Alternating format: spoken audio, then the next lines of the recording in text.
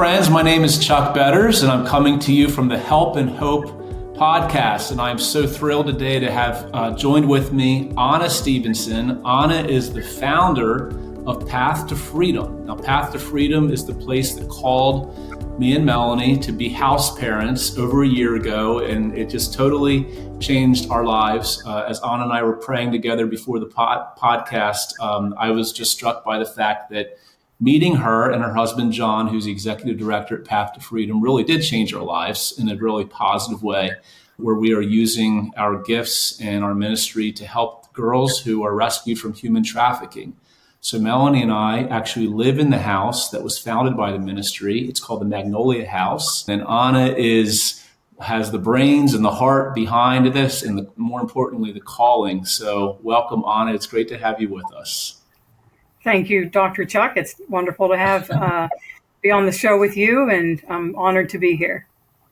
Yeah, it's great to be here with you. And like I said, Ana started Path to Freedom. Her and her husband, John, are the founders, and they've been dear friends to us, not just coworkers. And they've just been people that have really meant a lot to us as we have made this big move down here to Florida. And so let me start by asking you to define for us what human trafficking is.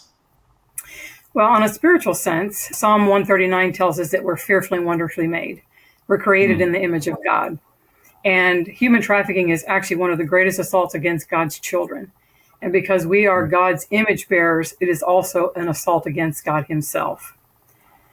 And on the natural side, it is the recruitment of men, women, and children through force, fraud, or coercion to exploit these individuals for the gain of a profit. There are 4 areas of human trafficking. There's sexual exploitation, there is labor trafficking, there is domestic servitude, and then there also, believe it or not, the extraction of organs, which is horrific. Oh my. And yeah. And it's happening around the whole world. I mean, even here in our local town of Naples, Florida, it's happening here. You know, when I first started this, I always thought it was happening overseas, and indeed it is. But I didn't have any idea that it was actually happening in my backyard. So that's. Yeah, I mean, there's some facts about human trafficking taken from the Path to Freedom website. And for those of you who are watching and wondering how you can learn more about Path to Freedom, it's Path, the number 2, Freedom. So pathtofreedom.org, and that'll come up on the screen for you. You can check it out. But just from the website, worldwide, there are 40.3 million victims trapped in human trafficking. 4,384 traffickers identified in 2019. 4.8 million people are involved in forced sexual exploitation worldwide, with more than 1 million of those victims being children under the age of 18 years old. And the U.S. leads all other nations in consumption of human trafficking.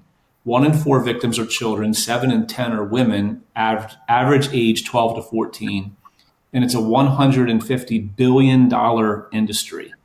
And so you tell a beautiful story of what I said, quote, the one.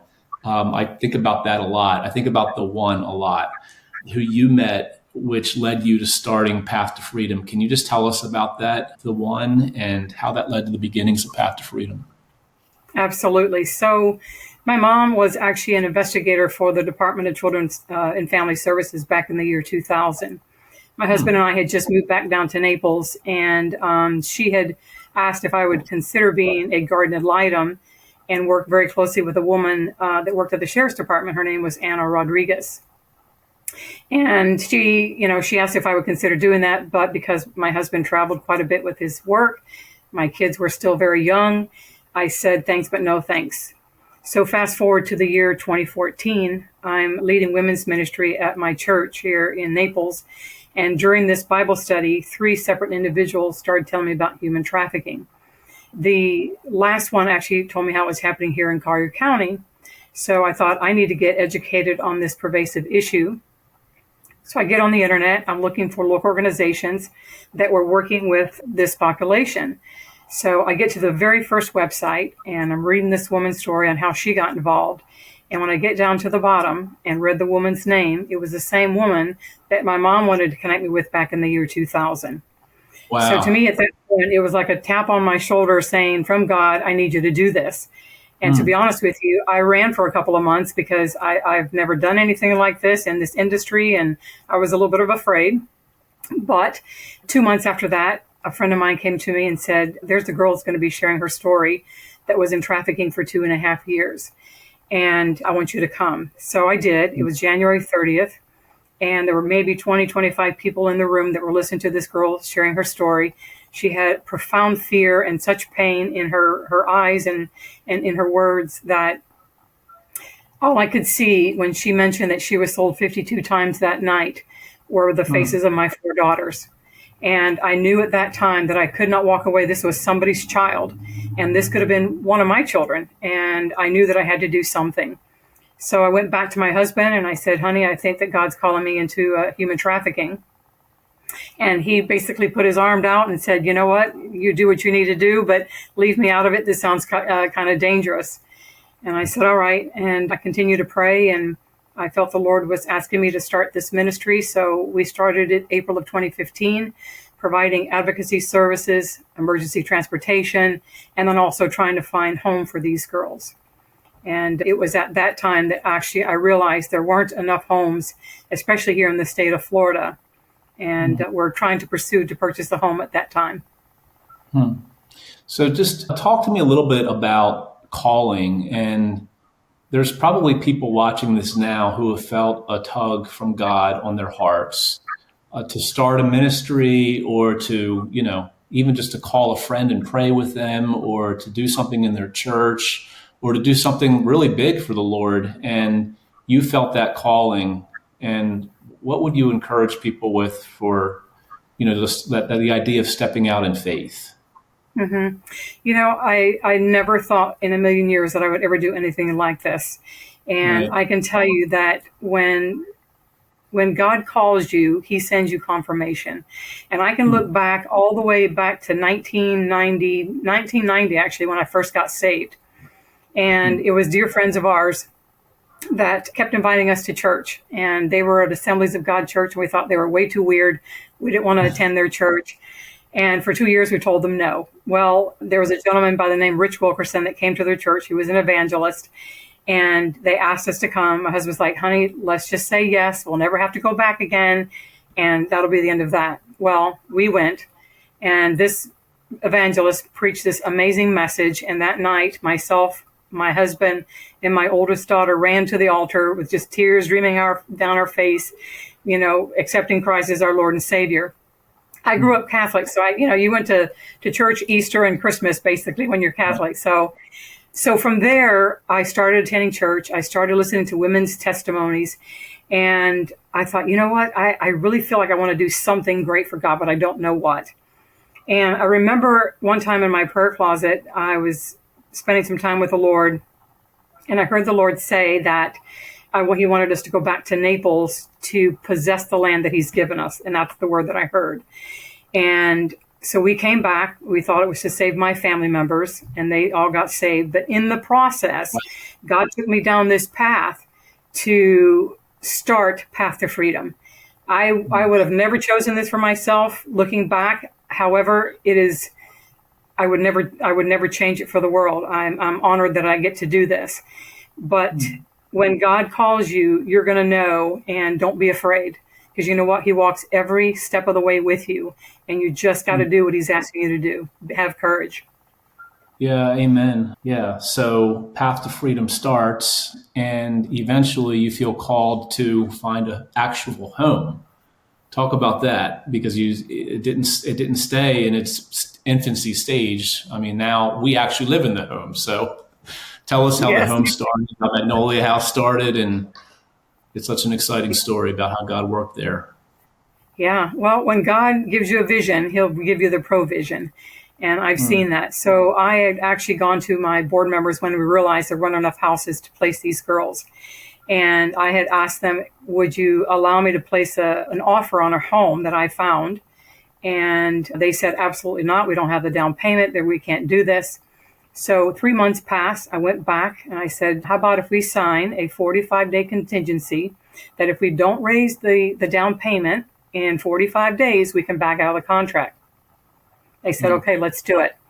So a friend of mine took me to Magnolia House. Back then it was actually a disabled orphanage. And when I walked in the house, I knew that that was going to be our house. And Wow. in 30 days, we raised the down payment and purchased that house. And it was an older home. It was built in 1987. It needed major renovations. And we, as an organization, put about $400,000 into it. But we, as an organization, only spent $30,000 of that $400,000 because everything was donated, from horses to hurricane-resistant windows, flooring, furniture. I mean, the whole community just rallied around us. And it took us about a year to get it open. And now we're almost 4 years open.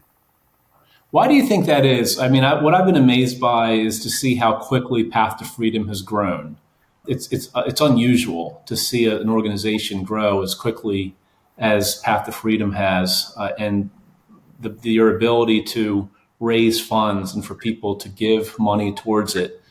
Why do you? I mean, I know what I think, and I'll share that in a minute. But I'm curious, what do you think? I mean, why is it that people have been so willing to give towards this ministry? Well, definitely it's God, but I also think it takes our part as well. And John and I have always been, we've always been givers. We've always helped other people. I've actually served in ministry for 21 years, didn't take a dime from the church. I gave my all. John worked very hard in his building companies, and we've always given to large ministries since we first came to the Lord. And I think between our faithfulness and God's faithfulness, we were able to do what God did in such a short amount of time. I don't take the credit for it. I just know that, what, God's looking for a willing vessel.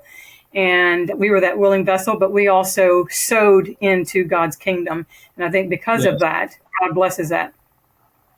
Yeah, I mean, I think that's so true. And one of the other things that I've thought is that the mission of it is so clear. It's helping people. And I think that there's so many people out there who just want to give towards something that helps people, that really does bring them healing, help, and hope. That's what this podcast is about. And the mission is so clear. And you mentioned that there's not enough houses in Florida to accommodate all of the girls. Can you talk about that a little bit? Because I don't think people know or realize how big the problem is and how few, how small the solutions are at this point. Right. So last year in the state of Florida, there were 337 minor female victims identified as human trafficking, and only 31 beds to house and restore these girls.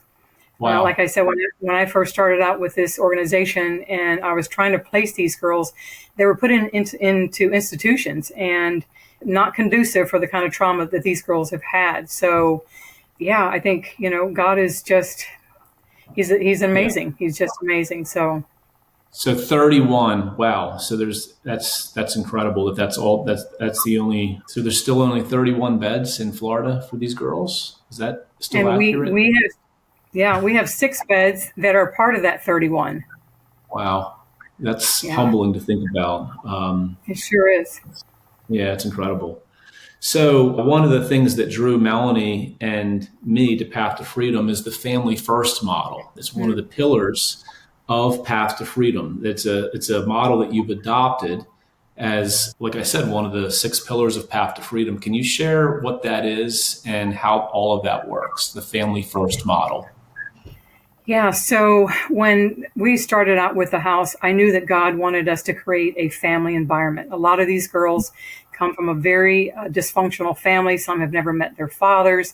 They don't know what a true household should look like, right? Having a mother and a father that love each other, that respect each other, that won't violate the children. So God told me to make sure that I create that family first kind of model. And I'm glad that I did, because I know that the girls that have actually gone into institutional housing, they don't do well. They don't recover well. So God is amazing by bringing you and Melanie and having that spiritual background as well, and training these girls in the admonition of the Lord is just a blessing, So we hope to open more homes with more people that love the Lord and can lead these girls in the way that He's chosen for them. Yeah, it's incredible when I talk to people and they ask me about Path to Freedom. One of the first things they ask is how many girls do you guys have in the house? And I think that they truly want to know how many girls are there. But on the other hand, there's kind of a loaded question like, well, how many girls can you really help at once? And what I've where I've landed is that Jesus. He not only fed the masses, he fed the 5,000, he fed the 4,000, he preached to, so many people, and the church spread like wildfire in the early church in the book of Acts. But he also ministered to the one. Luke 15, he went after the lost sheep. He left the 99 to go after the one, the prodigal son. He tears apart the house to find the lost coin, the precious lost coin. And it's just so beautiful that we need both. We need the ministry to the masses, but we also need the ministry to the one. I mean, look at Jesus, and his model for discipleship was 12 guys, and he had an inner circle of 3. And so, when people think about this ministry, they have to think in those terms. The fact that we're ministering to one girl at a time, literally it's one girl at a time. You can only minister to one at a time with the needs that they have. And so but what I also love about it is the fact that it multiplies over time. So over the years, we're going to minister to 5 or 6, and another 5 or 6, another 5 or 6, and 10 years from now, that's going to turn into 100 girls. And so it's just so awesome. I mean, what would you say to someone who may be a little skeptical about the fact that, well, we only have a few girls there and it costs so much money and that kind of thing? I mean, what's your answer to that? I know what my answer is. I just gave it, but I'm just curious what yours is. Yeah, well, what's a life worth? I mean, for Christ to die, right? For even just one individual, that would have been enough. And I think that, with the kind of trauma that these girls come with, how can you expect to create an environment where you have 50 kids, in an institution, where you've got all these beds? I mean, it's not conducive for healing, I believe. So I think having them separated in a family environment like you and Melanie are doing, there's a greater chance for these girls to heal. There's a greater chance for them to, hear what God's called them to do. Who knows what God can do with that one person, right? I mean, Had you not chosen to do what you did through church, look at all the masses that you've reached, right? Just with one person, you've reached a lot of people. What can these girls do, and who can they reach when they've come to the other side of healing? So I love that, Ana. That's awesome. And it's so applicable to every area of ministry. I feel like everyone's so addicted to reaching, the big events and all the hundreds and thousands of people, and how many people came to your small group tonight, and how many people were in church Sunday. And I'm just so kind of done with all of that. Even though it's important, I understand it and we need it. But I just look at the scriptures, and like you said, he died. Paul said, I am crucified with Christ, therefore I no longer live, but Christ lives in me. Like it's deeply, deeply personal. And so thank you so much for believing in that and doing what you're doing. It's incredible. Well, you guys are doing the hard work. What's that? I said, you guys are doing the hard work. No, I mean, I think it's a team. And it's really great because people ask us, are we able to share our faith? And we never stuff it down their throats. We never, it's not something that's forced on them. But what's been really cool is that the girls have been drawn to Christ just by being around the people who are there at the house, like yourself and others. And they ask questions. And so when they ask questions, we can answer them. And it's a faith-based ministry. Speak about that a little bit. I mean, how does that work in the state of Florida to be able to be a faith-based ministry? And has that been tricky at all? Actually, I think because we have been so successful with our girls. I mean, there's separation of state and church, right?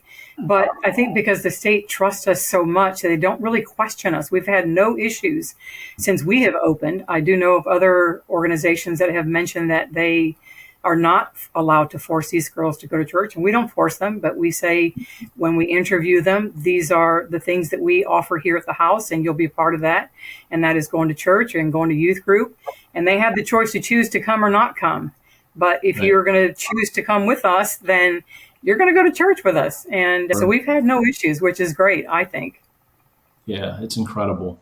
So we're building a transition house. Talk about the transition house a little bit and the girls that age out of the system and what your vision is for them. Yeah, so we've learned since our girls that we have served, which is 19 or 20 girls so far, that once they graduate from the Safe House program, they need that extra help. So we felt that God was calling us to build a transition house there on the property. So when they graduate from the Safe House program and turn 18, they can go into this home and we can provide safe housing. We can provide, trying to find them a higher education or a trade, life skills, so many other things that they need to move out. I know my children, when they were 18, they weren't ready to buy their house or rent a home and do all that stuff. So we want to make sure that we give these girls a strong foundation so when they are on their own, they will stay standing straight. Yeah, that's awesome. I can't wait for that to happen. And so our big annual event is the Red Gala, which is really fantastic. Can you just share a little bit about that event and what some of your best memories are of the event? Our first was this past year, and it was just so memorable. Well, this is our 8th annual coming up on January 20th here in Naples, Florida. And if you're in the area, we'd love for you to join us. Last year, I think, was my favorite out of all the 7 that we had in previous years. And several reasons. When you and Melanie got up there and spoke, I can't tell you how many people came up to us afterwards saying, I cannot believe that God sent these 2 angels to you and what amazing people they are, truly. But the evening was just spectacular. We raised more money than we ever have at any other gala. It was, energized. It was a lot of fun. Everybody dresses up, and we had it at a hangar, airplane hangar, and people were taking pictures near the airplanes, and it's a lot of fun. But for a good cause, trying to raise money to open up a second home. A second home. Talk about the second home a little bit. What's the vision for that? Yeah, so currently we have one home in another county. We're looking to build a home actually here in Collier County where I'm from. And okay. I believe because there's such a great need for housing that we'd like to be able to maybe even serve 10 girls if at all possible. So we're looking for a larger parcel of land with a larger house to be able to provide more space for more girls. And we started the campaign this March. We've raised $170,000 so far. We're looking to raise $500,000 by March of 2024 and be up and running by the end of 2024, if not sooner. Okay, so people can give towards that by going to pathtofreedom.org, right? That's correct. Somebody's sitting there with a couple $1 million or just a couple dollars. You'll take all. Yes, and yes. There's people out there that might see this. They might not see it this year. They may see it 5 years from now, and they feel led to give towards a ministry like this. Human trafficking, it's such a horrible, nightmarish thing that's happening right in our backyard. And I can tell you that if you give towards this ministry, that you're giving towards something that is going to make an eternal impact. If you've seen the movie Sound of Freedom, we have girls in our house now who could have been the lead actors in that movie. I mean, that they have the same story. Not all the girls have that same story, but there are girls that come to us with that story. And so if you're looking for a place to give, if you're looking for somewhere where you can really make a difference, there's a really big vision here at Path to Freedom.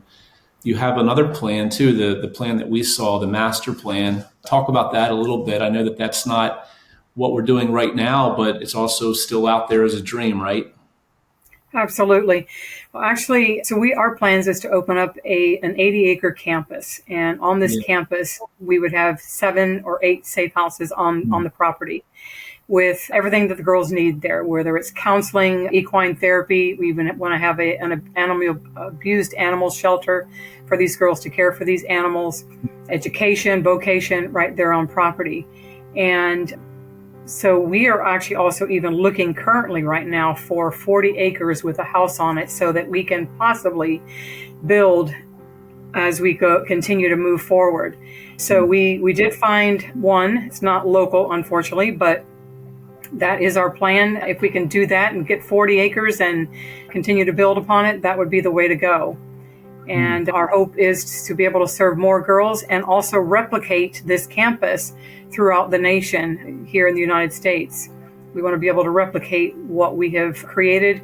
We have an amazing program director, Fawn Volkert, and this woman is quite talented, anointed, and I see us going into the different states to create more space for these girls to restore and heal.